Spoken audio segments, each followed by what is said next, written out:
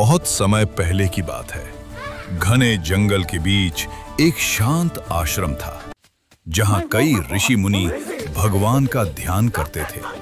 उसी जंगल में एक नन्हा, चंचल और बेहद शक्तिशाली बालक खेला करता था। वो था बाल हनुमान। बाल हनुमान बचपन से ही बहुत नटखट थे। उन्हें पेड़ों पर कूदना, दौड़ना और खेलना बहुत पसंद था। एक दिन खेलते खेलते वे ऋषियों के आश्रम में पहुंच गए।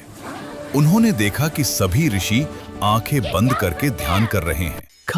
ये देखकर बाल हनुमान को बड़ी शरारत सूझी। वे धीरे धीरे एक ऋषि के पास गए और उनकी लंबी दाढ़ी खींचकर हंसने लगे। कभी वे पेड़ों से फल तोड़कर इधर उधर फेंक देते, तो कभी किसी ऋषि का कमंडल छिपा देते। शुरू में ऋषि मुस्कुरा देते, क्योंकि वे जानते थे कि ये एक मासूम बच्चा है। लेकिन धीरे धीरे बाल हनुमान की शरारतें बढ़ती गईं और ऋषियों की तपस्या बार बार टूटने लगी। तब सभी ऋषि एक साथ बैठे और उन्होंने बाल हनुमान को अपने पास बुलाया।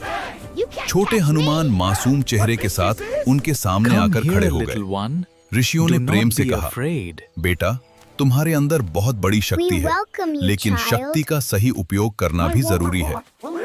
उन्होंने आशीर्वाद देते हुए कहा कि जब तक कोई तुम्हें तुम्हारी शक्ति याद नहीं दिलाएगा, तब तक तुम अपनी शक्तियों को भूल जाओगे।